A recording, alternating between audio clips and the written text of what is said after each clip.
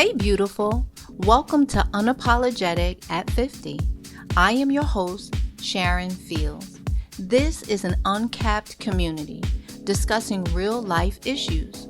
In your 50s, you have the right to say, I have no time for games, never regretting the past or apologizing for wanting a better future. Join me and special guests as we discuss topics and provide tools to navigate our midlife challenges.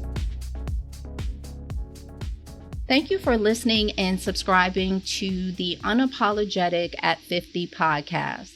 I know you are 50 and fabulous and could be tuning into another podcast. I genuinely appreciate that you chose this one. Today's special guests are from Horizon Blue Cross Blue Shield of New Jersey. They will be providing answers regarding the effects of COVID in our communities and the vaccines that are currently available. The intent of this episode is to provide you with accurate information, which would allow you to make educated decisions whether to take the COVID vaccine. There are more and more posts on social media and conversations with incorrect information regarding COVID, the vaccine, vaccines that are available, adverse reactions, and who should or should not receive the vaccine, which is not helpful to any of us. Again, I am not here to make a decision for you or to try to sway you in any way. My goal is to make sure that you have the correct information for you to make a decision that will benefit you as well as your loved ones, neighbors, and your future. Today's guests are Tracy Paris Benjamin and Dr. Pamela Brugg. Hello and welcome. Thank you both for joining us for this episode. Thank you for having me. Thank you so much. You are more than welcome. And Dr. Brugg, did I pronounce that correct? Brugg. Sorry about that. That's perfectly fine. Tracy, we'll start with you. If you would please introduce yourself and tell us about your position with Horizon Blue Cross and Blue Shield. Sure. Thank you so much, Sharon. And it's a pleasure to be here. You know, I think this is such an important topic that we continue to circulate, and we have to do it in as many pockets as possible. So I'm so happy you've taken this opportunity to do this podcast.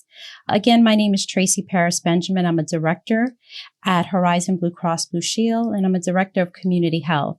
And what that really means is a focus on developing clinical programs that really address at the root of the problem, really talking about health disparities and health inequities. We've had several programs over many, many years that focus around care coordination, and aspects of that have definitely been touched in terms of addressing health disparities and health equity. What I'd like to do today is be able to provide you with an overview as it relates to some of the programs that Horizon is really vested in. We are looking for opportunities to consistently elevate the conversation around COVID-19 to communities, whether that's Black and Brown communities, again, utilizing clergy. One of the most important things I've recognized over doing this work is the power of the messenger.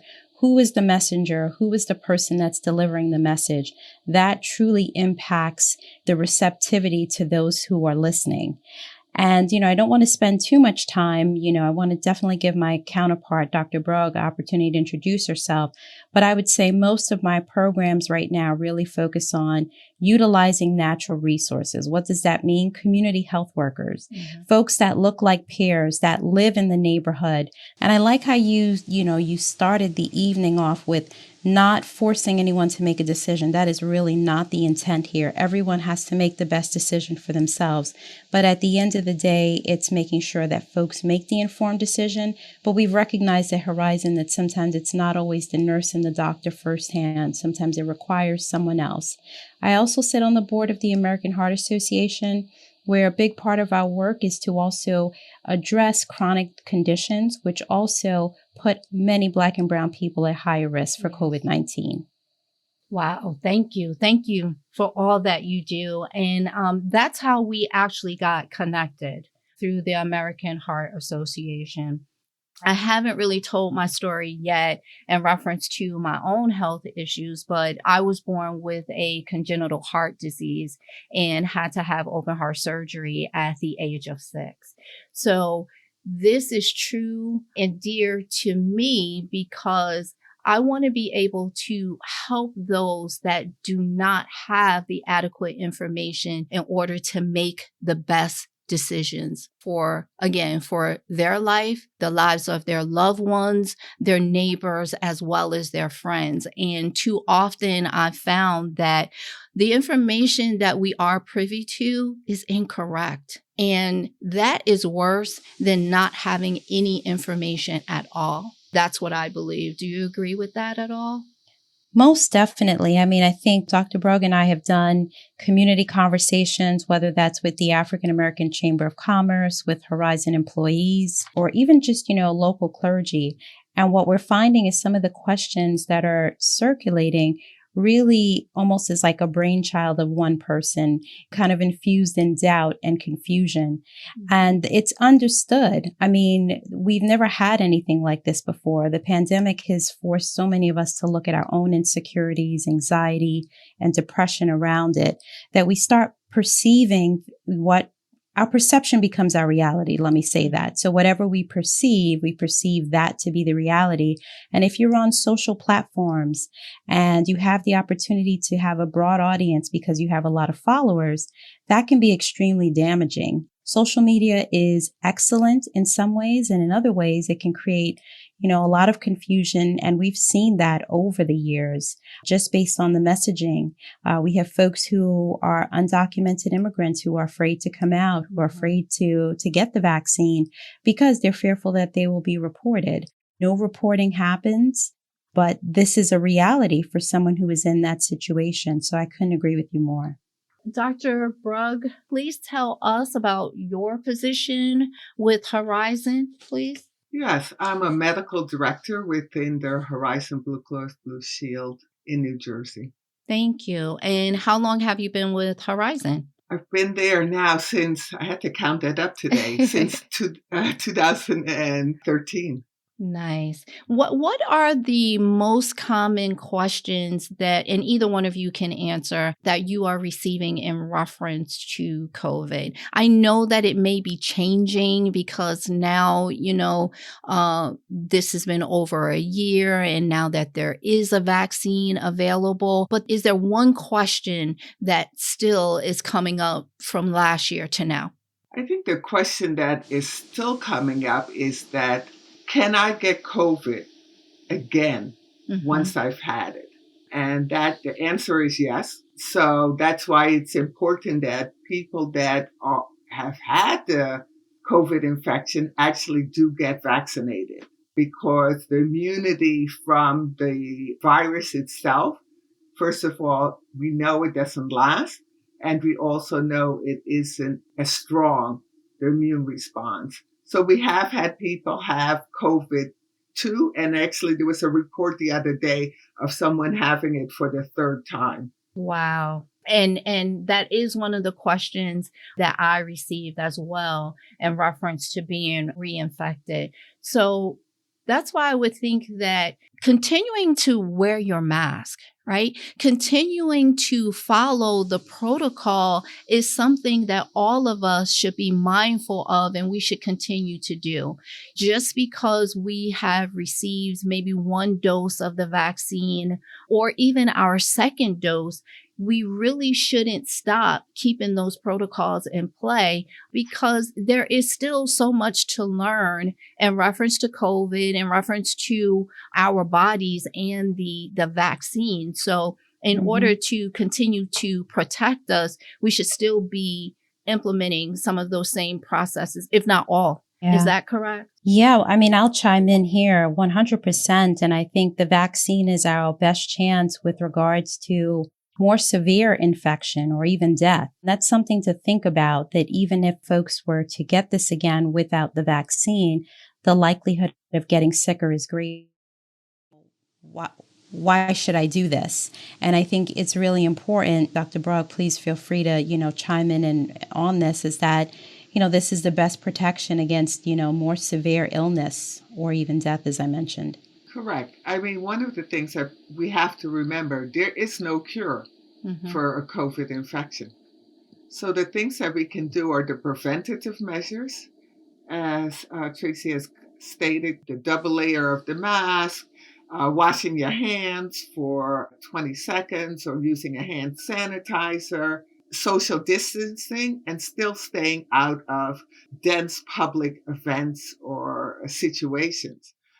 Then, if you feel that you have the symptoms, get tested. Right. Because it's still important to know that you have the virus because you can transmit it again.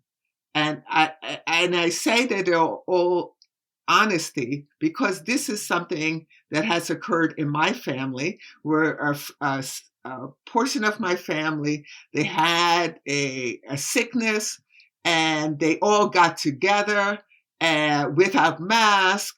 And now aunt has died. 12 out of the 18 have the COVID infection, and one is in the hospital. Wow. With underlying comorbidities. And so, so it is still possible to transmit it. So if you feel sick, please get yourself tested. And then if after getting the information about the vaccines, and making an informed decision, please get vaccinated for both yourself and your family. Yes, absolutely. And just understand that this is not a free for all. This, once you get the vaccine, it does not mean that you can go out there and act like COVID does not exist. Yeah, that is such an important message more than ever, because at the same time, we don't want people letting their guards down. I've heard stories about people having COVID parties after people get vaccinated. It's a very real concern. And I know that there is the desire for people to want to be together. I spent months without seeing my parents before they were both vaccinated. And of course, it was challenging and, getting parents to focus on, social media and Zoom platforms. Right. It was definitely, complicated, but they got it. They got it. And they did phenomenally. But at the same time, I think, Sharon, again, you're raising a really important point that people don't let their guard down. They still socially distance, wear their mask, and get tested if you haven't been vaccinated yet. Like, I think that's still an important part of this. If you are exhibiting symptoms or you've been exposed with someone, because the scariest thing about this is not just how you're reacting to it, but the impact that you can have. Imagine not knowing that you have this and spreading this to additional loved ones. So I can't stress that enough. So true. So true. And I want to say, people, you should remember that the vaccine isn't 100% protective, right? It is, if the Moderna is in the 90s, J&J is in the 70s, in regards to getting infected, right? However, what they do is protect you against moderate and severe symptoms of the infection, which ultimately could lead to death, unfortunately.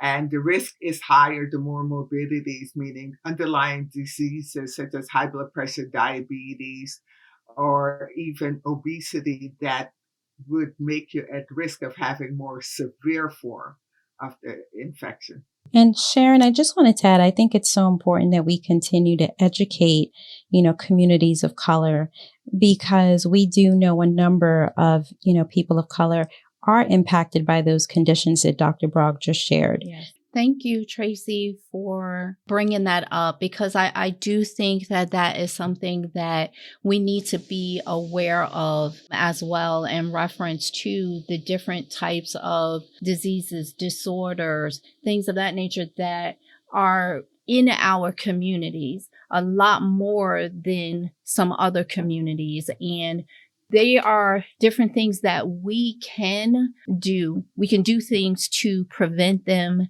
as well as change our lifestyle that is going to decrease those different types of diseases and things of that nature in our community. But all of that is also about being educated and using the information that you have received to do better, right? And to teach others how to do better. And it seems to be for some reason that we are kind of slow getting out of the gate with that. But my hope and my goal, again, is to make sure that I can get as many resources out there, just like I know the both of you are, to try to help maybe level the playing field, if that's the correct term, because I think with everything that's going on and that has always gone on, we're always at the bottom of the totem pole, whether it is because we are fearful of bringing it to someone's attention, or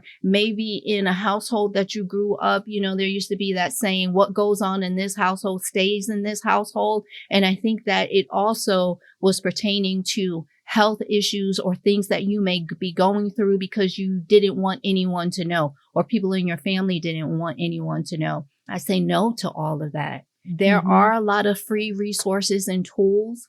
If you don't have insurance, there are, different places that you can reach out to get information and to get assistance, as well as I don't recommend that you go onto any type of social media platform to try to get diagnosed or, use that as a tool in reference to getting medical attention or medical advice, right? But there is Google. So why not look for the question, right? Look for the answer, and then go to your doctor or a nurse that or some type of facility that would be able to answer your questions with the right information instead of suffering in silence, because I think that we have been doing that for far too long. Yeah, and I think the other thing is that it's very real structural racism that exists within, the four walls of many clinical settings, right? So I think it's important that we do highlight that I agree with you 100% that there are these feelings that stays in our home, or people are fearful or embarrassed to share what's happening. But I think some people have also experienced negative situations when they've gone to the doctor. Maybe they've been rushed, or maybe the doctor didn't speak their language, or no one spoke the language they spoke. So all of those things in itself create barriers and limit folks' ability to go to the doctor, that they only really go when they're sick, like extremely sick, that they don't have a relationship with an actual physician, someone that they can trust. And you think about it, like, who should know you better? Who should you be able to have a real dialogue with? And it should be your doctor. You should be able to have that. And we're really focused on looking at ways that we can educate doctors to focus on motivational interviewing and understanding the communities in which they serve, so that they can have better relationships with the members that they're actually providing care to.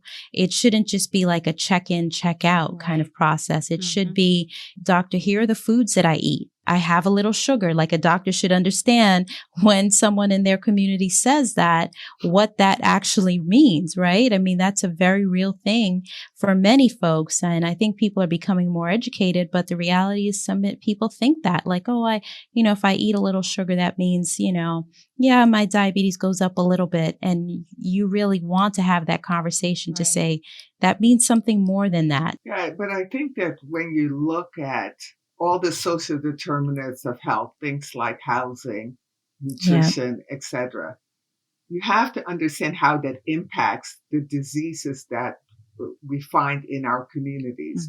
So if you look at hypertension or asthma, so you look at, well, where are most of our people? A lot are in cities where the environment actually is going to make you more prone to being an asthmatic, right?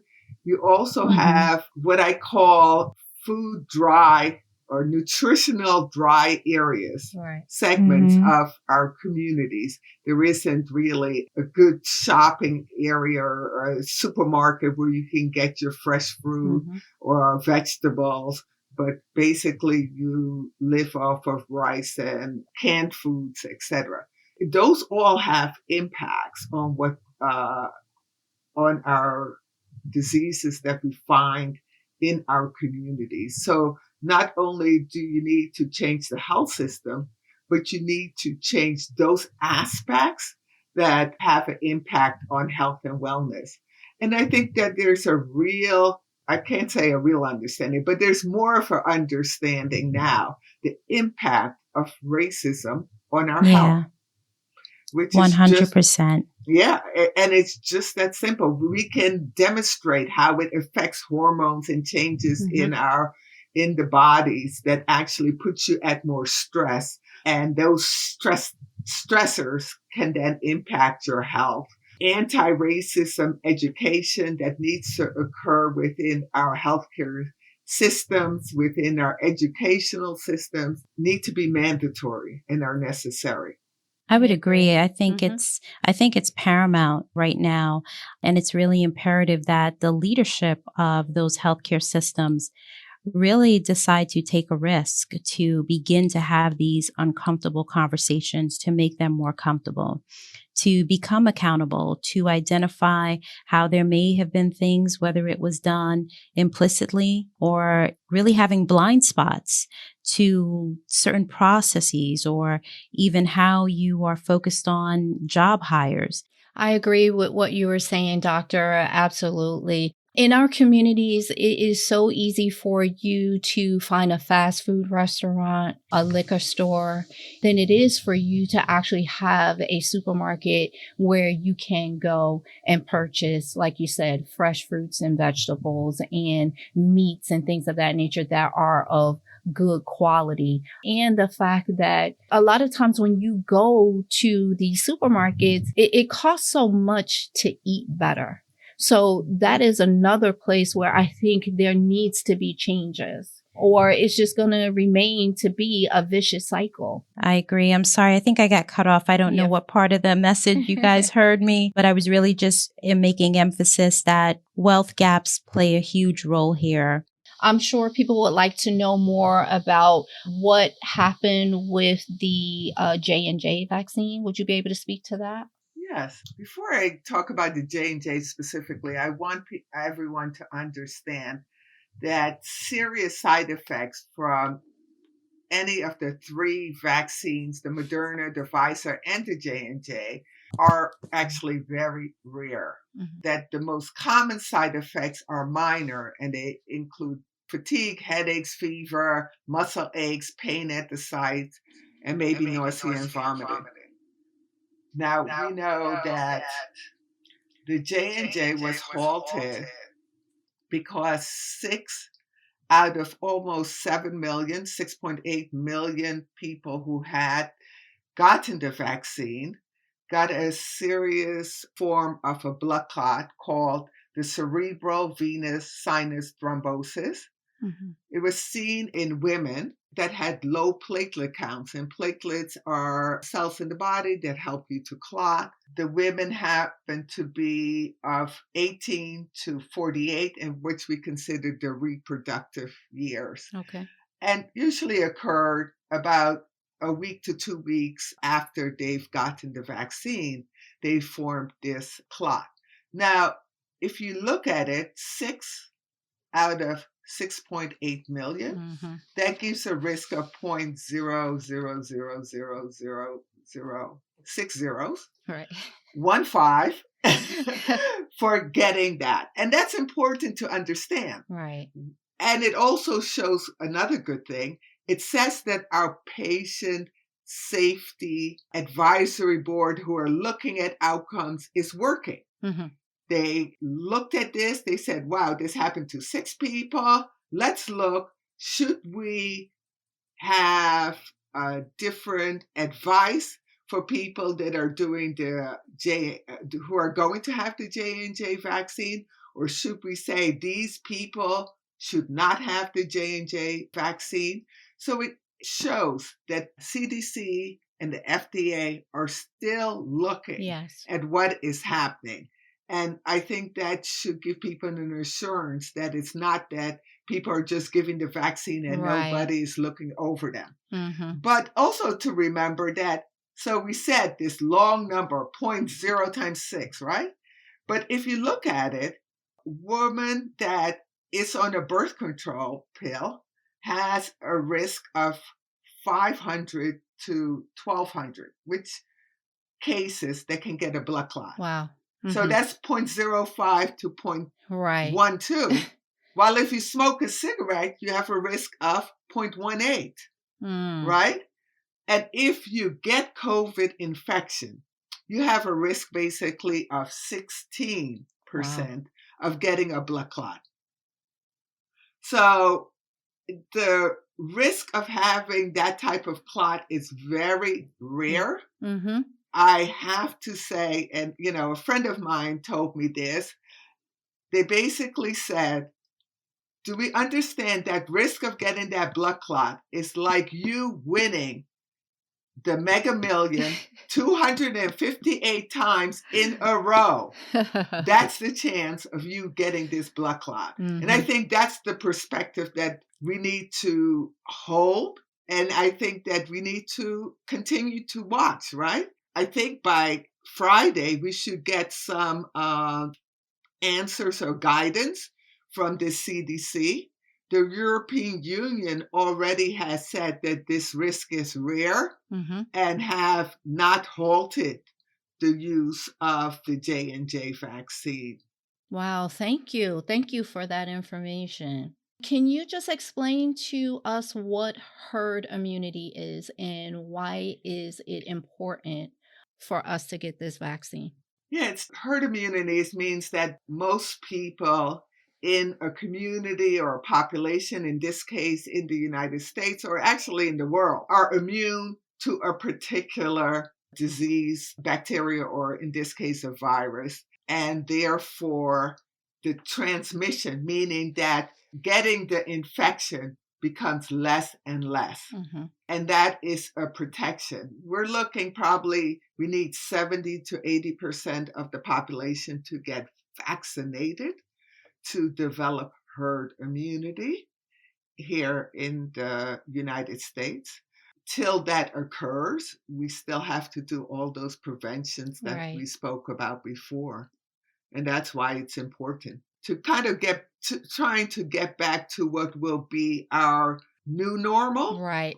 We don't know what that normal will be, but the new normal after the pandemic. Now, we also went through this, if I'm correct, with smallpox, right?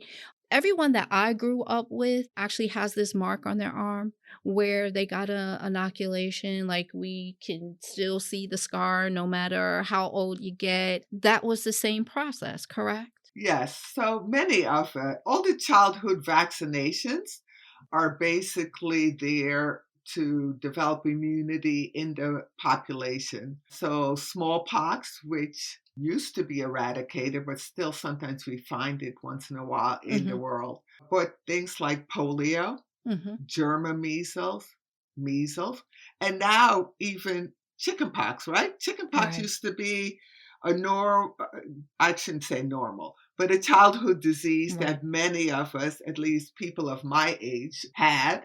And you develop immunity that way. Well, now, like for my youngest daughter, she was vaccinated against chickenpox.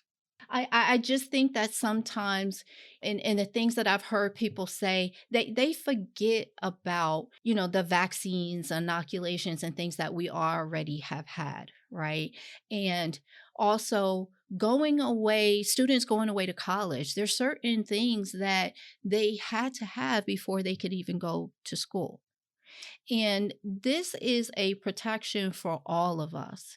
I understand that Tuskegee happened, all these other things happen, and it's not that I have a blind eye to that, but we have to do something.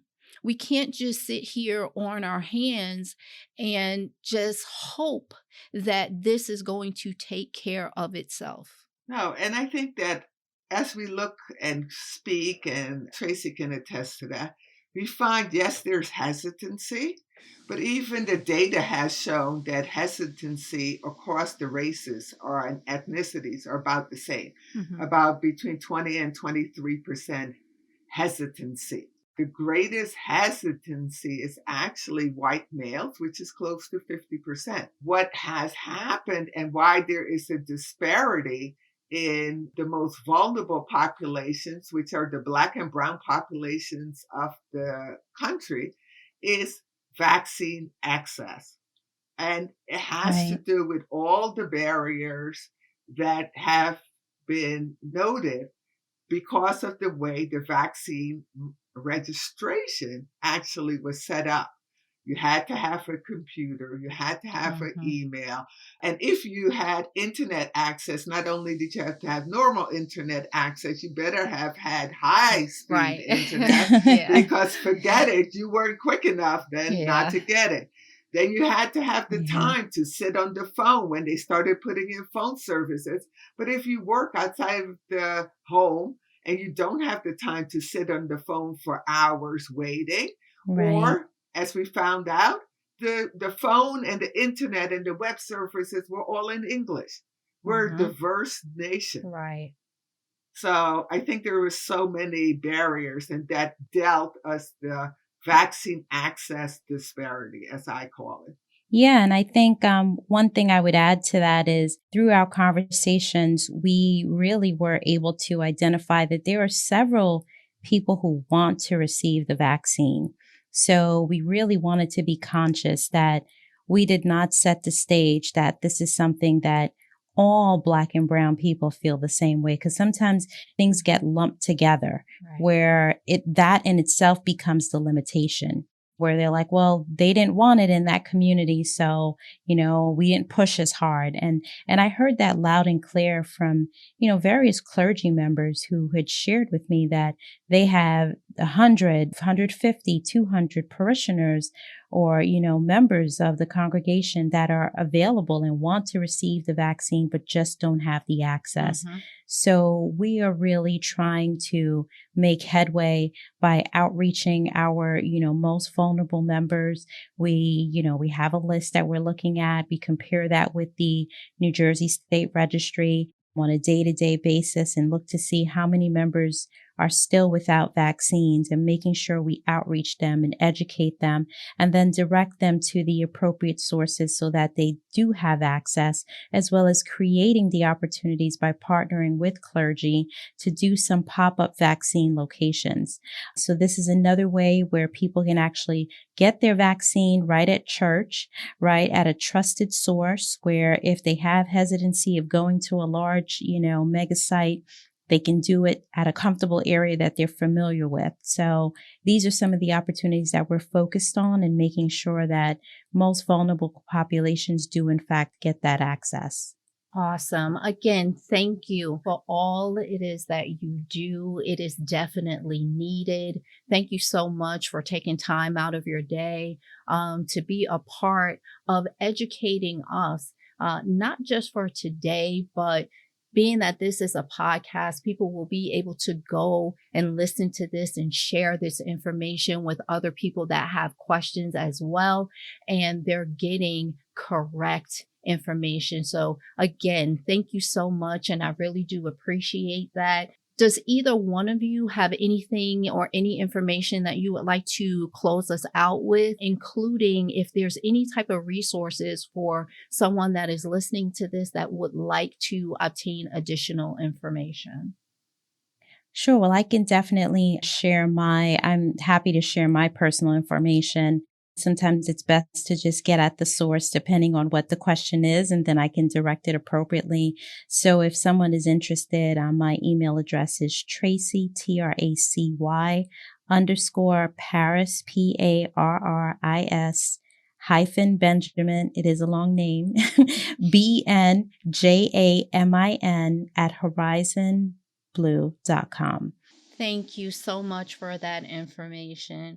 And doctor, what about you? Yes, I think one of the things is you can always get information from the CDC, and they actually have information that is Yes. geared to brown and black communities. But also speak to your own physician, your Mm-hmm. own health provider in Mhm. your that you have a relationship with to get some answers to your questions. I am also the founder and vice president of the New Jersey Black Women's Physicians Association.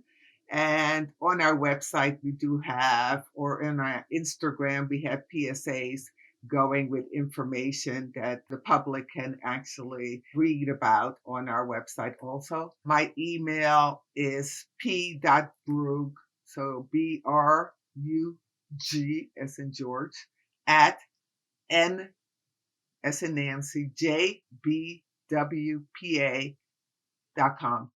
Thank you. Thank you. Thank you so much again for having this important conversation. And thank you for all you do.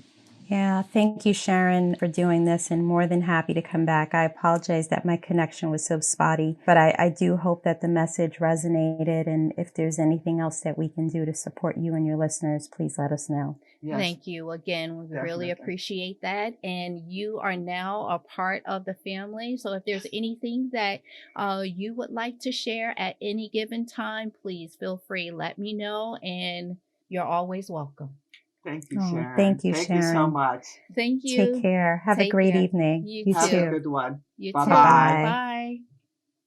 I hope you found the information that was provided in this episode helpful. Helpful for you, helpful for someone that you know that may have additional questions regarding the vaccine, regarding COVID, regarding what is happening in our communities, that will also help you or steer you in a better direction in reference to making your decision in reference to your next step. I know that a lot of us are still struggling with whether or not we should be vaccinated.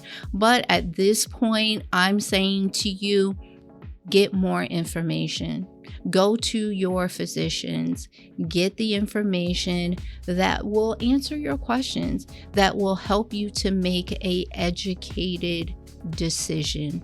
It's not just for you, it's for all of us. Thank you again for listening. This episode was sponsored by Beautiful Curves 365.com. Have a great day. Toodles.